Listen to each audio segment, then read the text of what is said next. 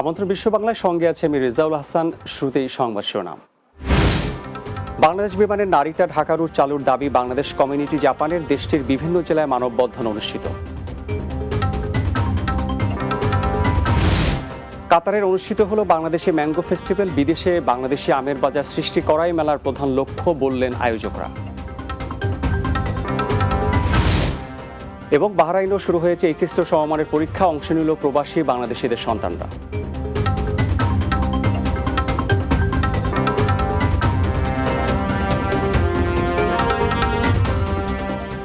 শুনছিলেন শিরোনাম, এবারে বিস্তারিত। বাংলাদেশ বিমানের নারিতা ঢাকা রুট চালু রাখার দাবিতে বাংলাদেশ কমিউনিটি জাপানের উদ্যোগে দেশটির বিভিন্ন জেলায় মানববন্ধন অনুষ্ঠিত হয়েছে।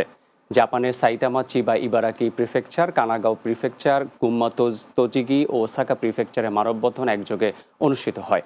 বক্তারা বলেন, অবিলম্বে জাপান প্রবাসী এবং বাংলাদেশের উন্নয়নে অবদান রাখতে বাংলাদেশ বিমানের নারিতা ঢাকা রুট চালু রাখতে হবে। স্থগিত বা বন্ধ হওয়ার যথোপযুক্ত কারণ প্রকাশেরও করার দাবি করেন তারা।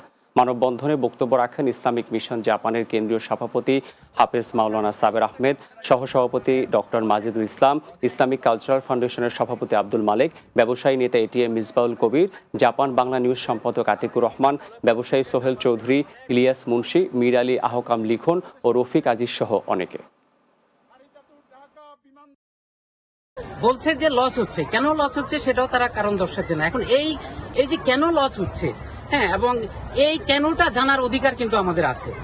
এখান থেকে ইনভেস্টররা যেভাবে বাংলাদেশে যাচ্ছে, তারা যদি ডাইরেক্ট ফ্লাইট পায়, ডাইরেক্ট বিমান পায়, তাহলে বাংলাদেশে আরো বেশি জাপানের বিনিয়োগ বাড়বে। কোনো ধরনের কারণ না দর্শিয়ে তারা রুটে বন্ধ করে দেয়, যেটা আমাদের জাপানের সাথে বাংলাদেশের সম্পর্কের অনেক অবনতি ঘটবে। কারণ এই বিমান চালুর পর থেকে জাপান থেকে অনেক বিনিয়োগ বাংলাদেশে গিয়েছে। প্রথমবারের মতো কাতারের সৌক ওয়াকিফে অনুষ্ঠিত হচ্ছে বাংলাদেশি ম্যাঙ্গো ফেস্টিভ্যাল আল হাম্বা এক্সিবিশন 2025, যেখানে বাংলাদেশের বিখ্যাত সব জাতের আম নিয়ে আয়োজন করা হয়েছে এক অনন্য প্রদর্শনী ও বিক্রয় উৎসব। দেশটিতে নিযুক্ত বাংলাদেশের রাষ্ট্রদূত মোহাম্মদ নজরুল ইসলাম জানান, বিদেশের মাটিতে বাংলাদেশি আমের বাজার সৃষ্টি করাই এই মেলার প্রধান লক্ষ্য। কাতার প্রতিনিধি আকবর হোসেন বাচ্চুর পাঠানো তথ্য ছবিতে আরও জানাচ্ছেন মাহমুদ রুবেল। মধ্যপ্রাচ্যের দেশ কাতারের দোহা শহরের প্রাণকেন্দ্র সৌক ওয়াকিফের স্টার্ন স্কোয়ারে প্রথমবারের মতো শুরু হয়েছে বাংলাদেশি ম্যাঙ্গো ফেস্টিভ্যাল। বাংলাদেশ দূতাবাস এবং কাতার সরকারের সহযোগিতায় আয়োজিত এই উৎসবে বাংলাদেশের বিভিন্ন ধরনের আম এবং তাজা ফল প্রদর্শিত হচ্ছে। প্রবাসের মাটিতে প্রথমবারের মতো নিজ দেশের ম্যাঙ্গো ফেস্টিভ্যালে যুক্ত হতে পেরে খুশি অংশ নেয়া ব্যবসায়ী ও স্থানীয় প্রবাসী বাংলাদেশিরা। বাংলাদেশ থেকে আমরুপালি, নিমসাগর, ল্যাংড়া, হারিভাঙ্গা, আনারস, পেয়ারা, অনেক ধরনের আইটেম নিয়ে আসছি। কিন্তু বাংলাদেশের প্রথম ম্যাঙ্গো ফেস্টিভ্যাল হয়ে আমি অনেক আনন্দিত। আমরা বাংলাদেশের তৈরি আচার, আমের মুরব্বা, আম সত্ত্ব, কাশ্মীরি আচার সব নিয়ে আছি, ডেজার্ট নিয়েও আছি। আমরা বাংলাদেশিরা খুবই হ্যাপি এবং খুবই উপভোগ করলাম।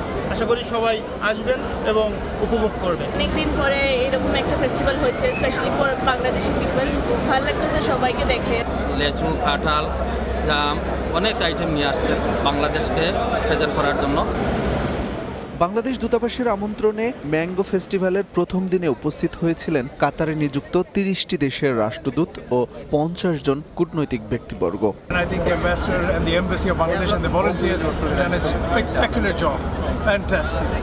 অতি সুন্দর এই এক্সিবিশনটা, আর আমার খুব ভালো লেগেছে।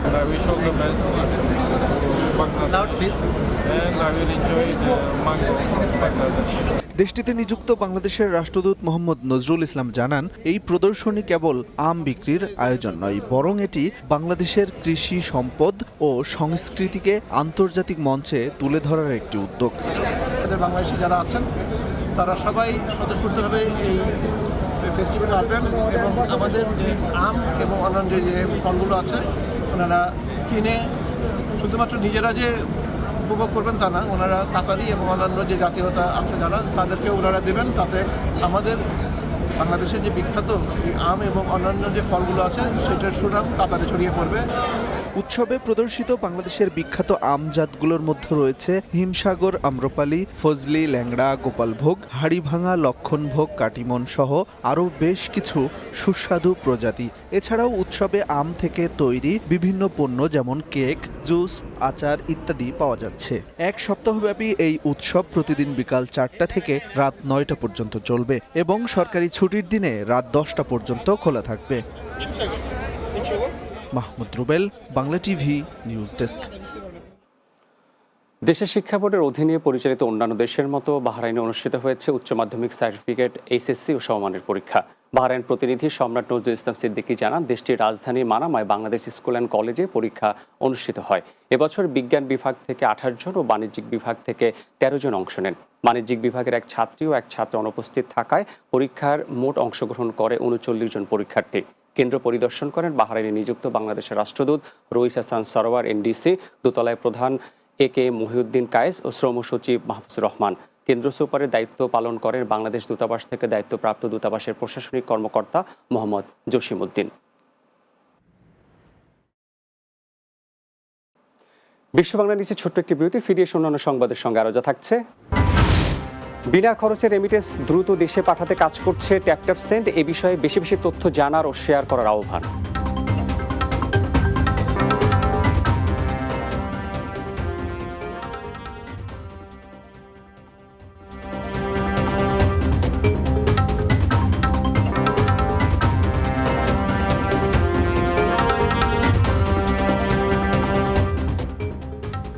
বিরতির স্বাগত বিশ্ব বাংলায় আরও একবার।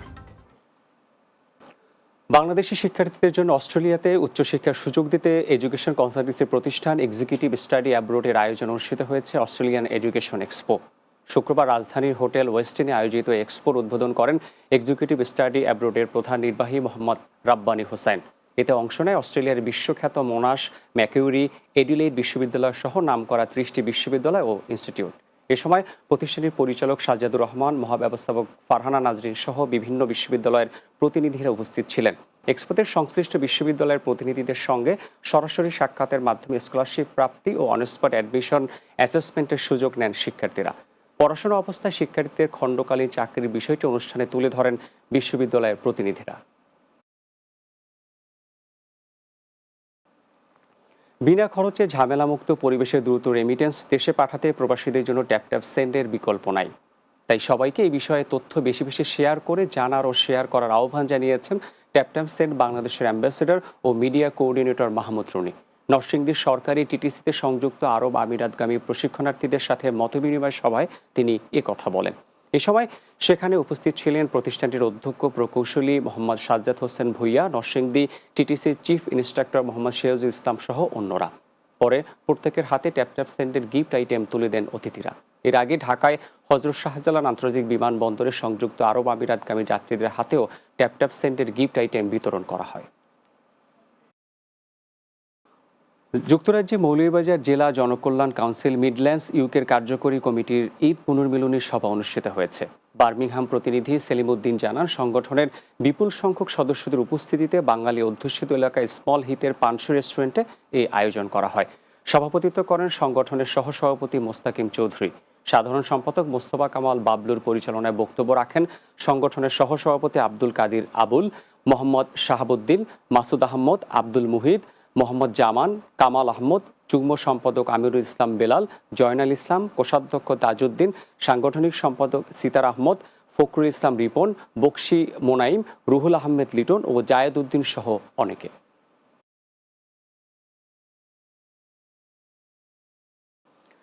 শেষ করছি বিশ্ব বাংলা, যাওয়ার আগে শিরোনামগুলো আরও একবার। বাংলাদেশ বিমানের নারীতা ঢাকা রুট চালুর দাবি বাংলাদেশ কমিউনিটি জাপানের, দেশটির বিভিন্ন জেলায় মানববন্ধন অনুষ্ঠিত। কাতারে অনুষ্ঠিত হলো বাংলাদেশি ম্যাঙ্গো ফেস্টিভ্যাল, বিদেশে বাংলাদেশি আমের বাজার সৃষ্টি করাই মেলার প্রধান লক্ষ্য বললেন আয়োজকরা।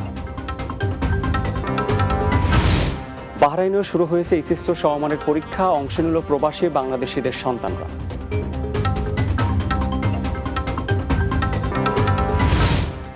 এবং বিনা খরচে রেমিটেন্স দ্রুত দেশে পাঠাতে কাজ শুরু করেছে ট্যাপট্যাপ সেন্ড। এই বিষয়ে বেশি বেশি তথ্য জানার ও শেয়ার করার আহ্বান।